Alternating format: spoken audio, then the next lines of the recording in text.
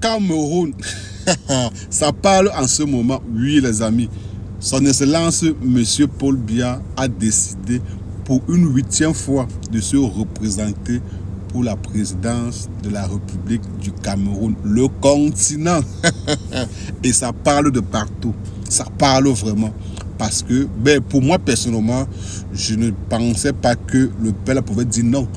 Donc, vu que ses partisans, depuis, nous font croire, nous montrent que le père est bien portant et qu'il peut toujours diriger le Cameroun à 92 ans. Ça, vraiment, déjà, je n'ai pas un problème avec son âge parce que c'est une grâce d'avoir cet âge-là.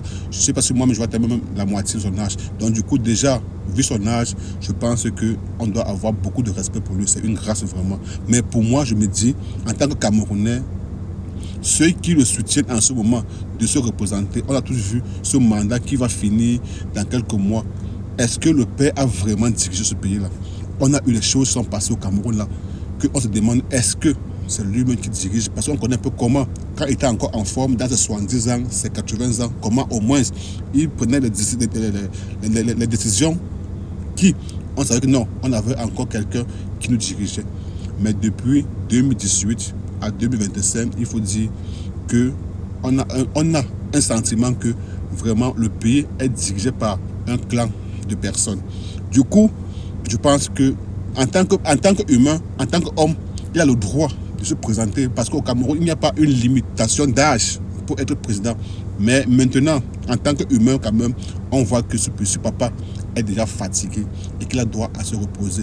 Mais ses partisans, ceux qui sont autour de lui, ne veulent pas lâcher l'affaire. Et du coup, le samedi ou ce dimanche soir, je pense, on a vu tous sur Facebook, il a dit « Je serai candidat pour l'élection 2025 ». Ça, c'est déjà acté, ça, c'est un fait. Maintenant, chers frères, chers jeunes Camerounais, c'est à nous maintenant, si on en a marre de voir cette gouvernance qui, pour moi, est dogmatique. Oui, ça, il faut le dire. Au Cameroun, quand tu pars au Cameroun, tu vois que rien n'a changé après peut-être 5 ans que tu as quitté. Du coup, ça veut dire que rien n'avance. On est stagnant. Aujourd'hui, on devient la risée de tout le monde. On nous parle comme on veut parce qu'on se dit, ah ben tiens, on n'a personne qui tient vraiment les commandements, qui tient vraiment les mallettes. Alors, chers jeunes Africains, toi qui t'es inscrit, ah ben tiens, qu'est-ce que je dis?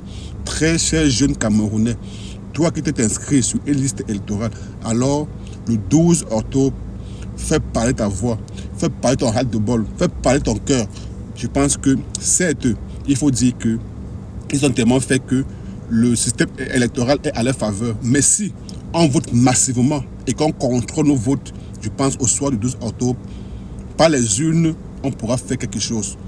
Vraiment, c'est à nous maintenant. Lui, il a fait son devoir comme citoyen de se représenter. C'est ça, c'est son droit.